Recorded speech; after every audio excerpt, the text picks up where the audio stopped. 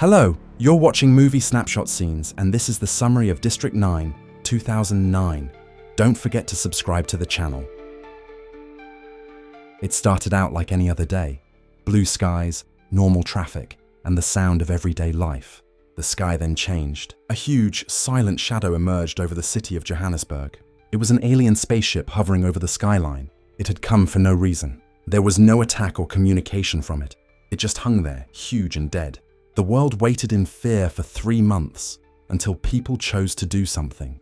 When teams were sent up to cut into the ship, they found a group of alien refugees who were sick and hungry instead of a fleet of invaders. The creatures, which were called prawns because they looked like insects, were weak and didn't have a boss. Whatever brought them here had left them alone. Because they felt sorry for them and were afraid for them, the South African government moved them to a camp under the ship called District 9 that was meant to keep them safe. At first, everyone thought it was a kind thing to do. D9 quickly turned into a slum though. Its borders were made of barbed wire, guards walked the dirt streets, and armed cars watched everything that happened. What started as aid for people in need turned into separation. Through time, the camp became a sign of how quickly fear can turn into cruelty and how even aliens can be hurt by human prejudice. Everyone didn't want to go to District 9 by 2010. The company MNU, multinational, United, was given the job of managing it, not because they wanted to help, but because alien technology had so much promise. Their bio-linked DNA-powered weapons could change the way wars are fought forever. The only trouble was that people couldn't control them. Not yet. Wikus van der Merwe walks in. He is a middle-level official with a bad smile and too much hope for his own good. He has been picked to lead MNU's newest operation, which is to get rid of all the aliens living in District 9 and move them to District 10, which is farther away from the city. It's a chance for Wikus to show off to his bosses and his powerful, high-ranking father-in-law at MNU. As part of a business documentary, cameras follow him around to show off MNU's humane methods. Wikus cracks jokes, waves to the camera, and acts like the mission is just a circus act. But as he walks into District 9, the truth starts to show. The streets are dirty, violent, and poor. Children from another world dig through trash. Gangs of people trade illegal guns for cat food, which the prawns are strangely addicted to. During one of the evictions, Wikus goes into the small shack of Christopher Johnson, a crab who seems smarter than the others. Wikus finds strange jars of black fluid inside. He takes one away because it's illegal tech. But when he opens it by mistake, the liquid shoots out and hits him in the face. He laughs it off at first. It was just another day in the field. But when he leaves District 9, he has trouble seeing. His hand shakes, and he feels like something is burning. Under his skin, Wikus feels something strange growing inside him by the time it gets dark. Another part of the story of people is about to start below the ship that is still floating in the sky. By the next morning, things were going badly for Wikus van der Merwe. It was his first big job as project manager for MNU's move, which should have made him feel proud, but now it feels like a nightmare. The black alien fluid that got on his hand burns deep inside. He hides it under his sleeve to act like everything is fine, but the pain won't go away and beats like someone else's heart. At MNU headquarters, the moving video plays on screens, showing Wikus smiling awkwardly while giving eviction notices to aliens who don't understand what's going on. He laughs with his co-workers like nothing is wrong, but his face is pale and he's sweating. When his wife Tanya calls to tell him good job, he smiles on the phone. "I'm fine, love," feeling a little tired. But the truth is that he is changing. By noon, you can't ignore the signs any longer.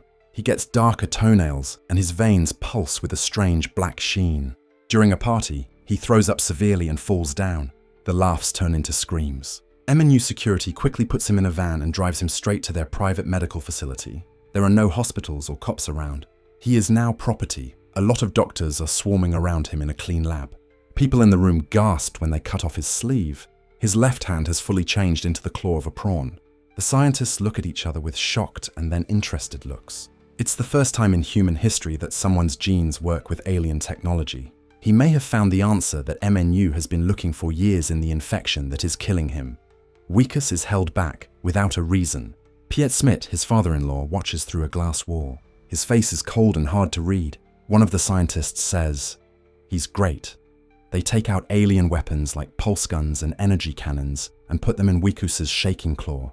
The gun goes off when he pulls the trigger. Energy bursts destroy everything in the room. Everyone raises their hands. Wikus screams. The next few hours are a blur of hurt and guilt. The leaders of MNU order more tests that are harsh, intrusive, and cruel.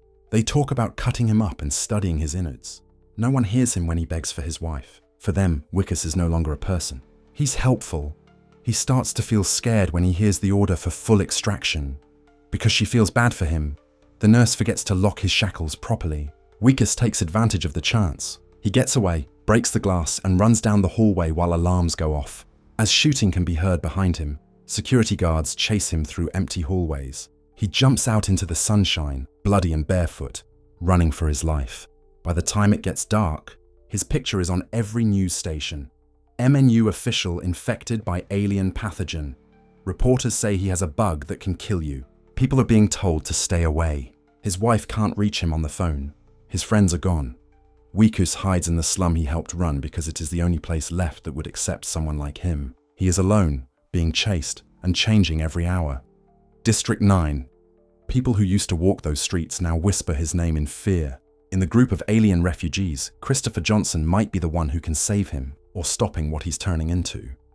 The streets of District 9 are full of noise and decay. There are stacked metal shacks, smoke curling from trash fires, and the low buzz of alien chatter reverberating through the narrow alleyways. In the mud, Wikus, who is half human and half something else, trips and falls while wrapped in a dirty blanket. Without any control, his hand twitches in a way that makes no sense. His suit, which used to be clean, is torn and bloody. Every step hurts. He hides behind a group of barrels as an MNU van drives by, with soldiers using megaphones to give orders. "Report him right away if you see him! Be careful with him!" His picture and the words, "Infected, quarantine on site," are on posters that flap in the wind. Irony burns. The man who used to tell these animals what to do is now the one being chased like a wild animal. Wikus sneaks through the maze of shacks because he needs food and help badly. As he walks by, every prawn stops and stares at him. Their eyes click as if they were judging him. They don't see him as one of them yet, but he's also not fully human either. Someone pulls him into the dark when he passes out near a pile of old metal. It's Christopher Johnson, the alien whose shack Wikus broke into a few days ago. Christopher looks at him with cool intelligence, and his steps are well thought out. "You were in my house," he says, but the translator clicks make his voice sound funny. Wikus is shaking and pleading for help. "Excuse me, I didn't mean to. I just touched that black stuff." Christopher looks at his arm that has changed. "That poison was ours. I was trying to get our ship to work again. You took the things we need to leave this place." Wikus can hardly understand it. "You mean that dark liquid came from your ship?" Chris gives a nod. "I got it after 20 years of work. It's now inside you." Realization hits Wikus like a punch in the gut. The animal he used to treat like dirt is the only thing that can help him become human again.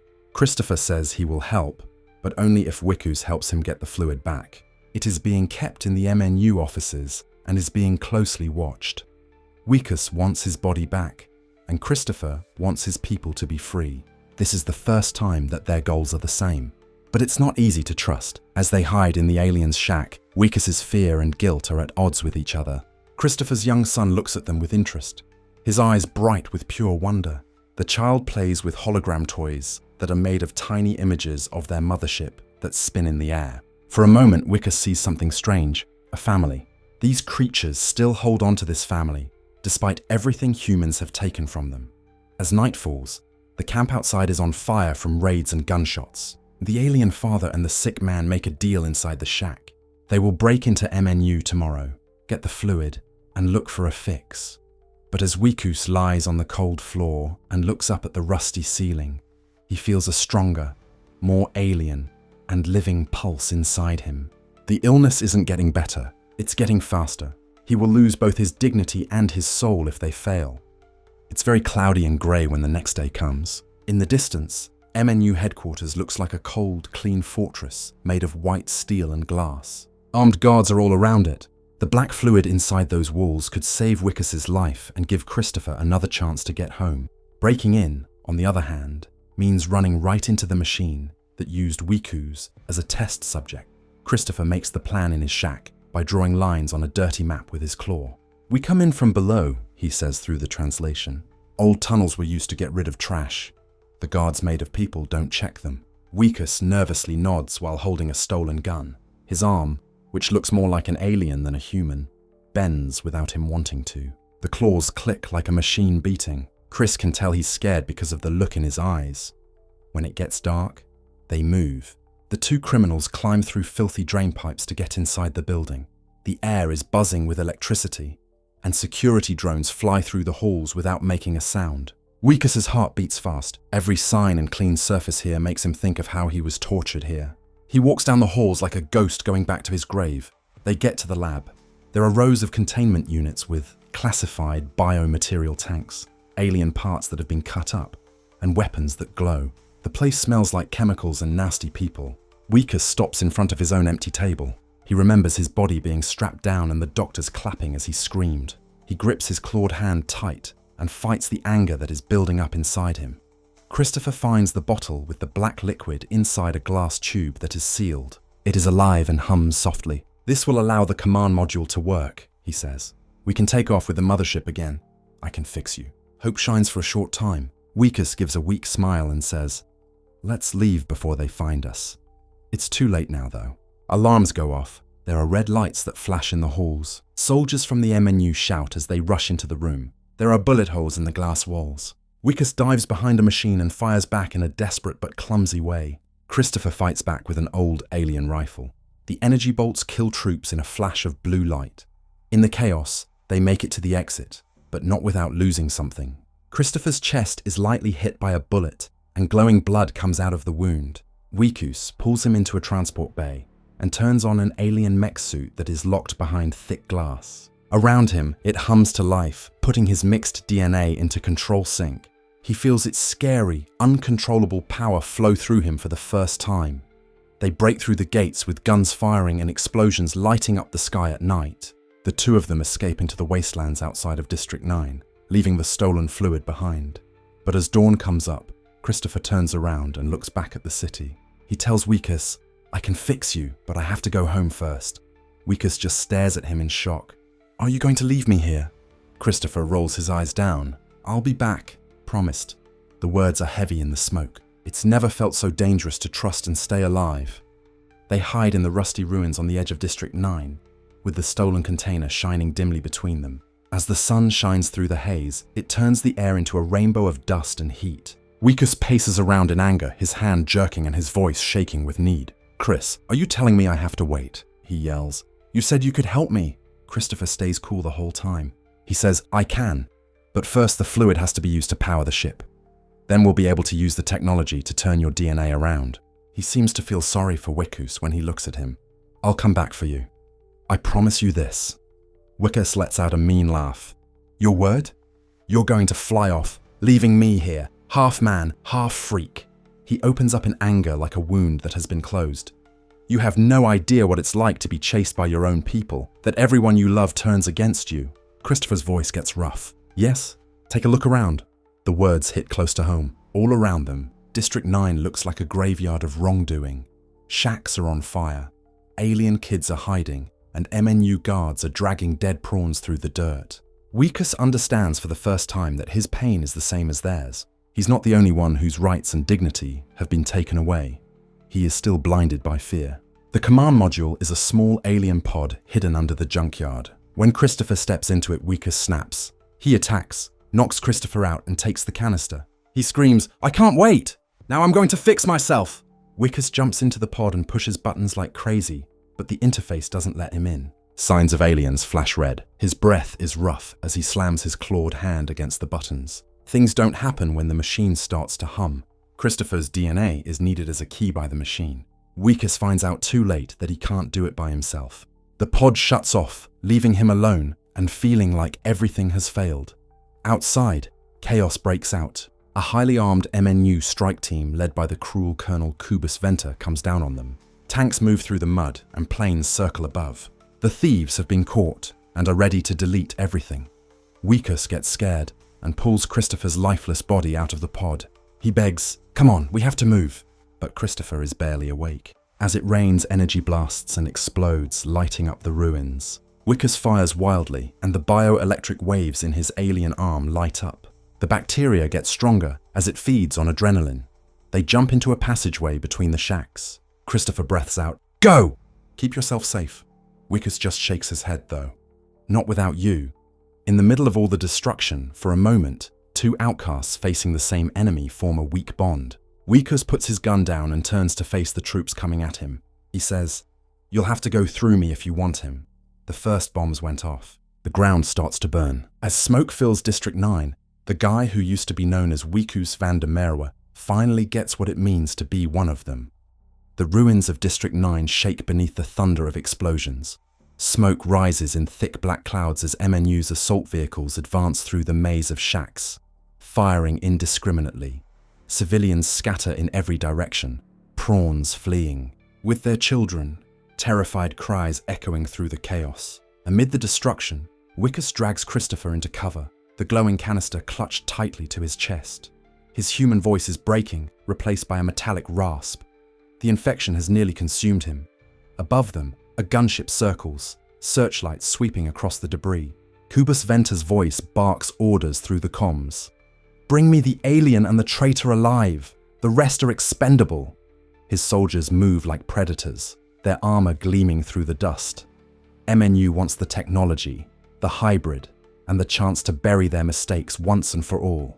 Wikus knows they won't stop. He also knows there's only one thing left between survival and annihilation: the alien mech suit hidden inside the scrapyard. He remembers how it responded to his touch before, how it moved as if it were part of him. "Stay here," he tells Christopher. "You get that pod ready. I'll hold them off."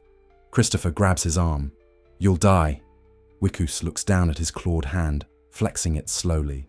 "Then I'll die doing something that matters." He runs through the burning camp, bullets kicking up dirt around him. He climbs into the mech suit, the alien interface wrapping around his body like liquid metal. The lights flicker to life, syncing with his pulse. The suit's weapons lock. Into place, plasma cannons, energy shields, guided missiles. For the first time, Wikus doesn't feel fear. He feels power. The first squad rounds the corner, gone in an instant as a plasma burst vaporizes them. Tanks roll in, but the suit lifts them effortlessly, hurling them across the camp. Rockets explode in the air as Wikus moves like a machine possessed, protecting the innocent prawns trying to flee. Kubus, watching from his gunship, snarls. "Bring me that monster!" He fires missiles directly at Wikus. The mech takes the hit, crashing into the dirt, sparks flying. Inside, alarms scream, but Wikus forces it back up, roaring through gritted teeth. "Not today." Christopher, meanwhile, reaches the command pod and installs the fluid. The system hums to life. The mothership, silent for decades, begins to stir, engines glowing faintly above the city. His small son looks up, chirping in excitement. "Home," he says softly. "We can go home." But Kubus won't allow it. He leaps from the gunship as it hovers low, firing at Wikus with a high-powered rifle. The two collide, metal against flesh, fury against desperation. Wikus manages to grab him with the mech's claw and hurl him into the dirt. The colonel rises, sneering, pulling a grenade. Wikus fires one final blast.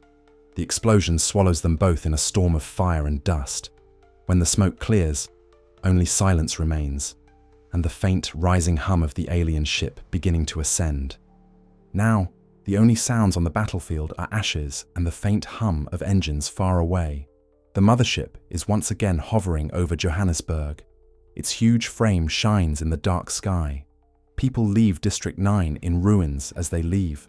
There is twisted metal, broken glass, and the burned-out remains of MNU's assault trucks all over the ground. Wikus van der Merwe is half buried in ash and debris and can barely breathe. A father named Christopher Johnson and his young son get into the command pod. Their systems now work wonderfully thanks to the stolen fluid. Christopher says, 3 years, and his claw touches the console. "It will be 3 years before I come back for you." As his son looks down at the empty land below, sadness fills his eyes. Through the broken viewports, they can see Wikus's broken body crawling out of the rubble. He has one alien arm and one human arm. He is the only link between the two worlds. As the pod rises, it cuts through the clouds like a bright seed of hope. While he's happy, He also feels sad. Every lie, every broken promise, and every violent act has led to this point. The pod attaches to the mothership, and the big ship starts to rise slowly and impossible. Light pulses from its motors send waves of dust across the earth. It moves in a way that doesn't mean to attack for the first time in decades. Even though he is badly hurt, Cubus Venter crawls out of the dark. His body is badly hurt, and his voice is full of hate. He grabs a gun that has fallen and points it at Wikus. He spats and tightens his grip on the gun's trigger. "You don't deserve to live," he says. As he prepares to shoot, a shadow moves. From the ruins, a group of quiet, careful shrimp come out. They huddle around Cubus, their eyes burning with justice instead of anger. Although the colonel yells, the clicking roar of alien voices drowns it out. Suddenly it's over. Wikus falls next to the broken-down mech, and his vision gets blurry. The virus has done what it needed to do. His voice gets deeper and clicks and growls as his skin gets harder. He looks at a broken piece of glass and sees his reflection. It's the last image of the man he was forgetting. "Tanya," he whispers, feeling like his wife's name is just a memory. Then he lets go of his fear with one last breath. A few weeks later, everyone has a theory. People in the news say that the aliens ran away and Wikus died in the chaos. MNU says none of it is true. District 9 is shut down, and a new camp called District 10 is set up far away to house the millions of shrimp that had to move. However, stories began to spread among the rubble. Some say that a strange crab still lives in the ruins and finds metal scraps and shapes them into tiny flowers that look like people. After a few months, Tanya gets one of those flowers on her porch. It was made from leftover material and was carefully folded, and there was no note or message, just a quiet reminder of love that goes beyond species and fate. She talks to the wind and smiles through her tears. "You kept your promise." The sky is quiet, and the stars are waiting for the ship to come back. Formerly afraid of aliens, the man is now one of them. His presence may be the last chance for people to understand themselves.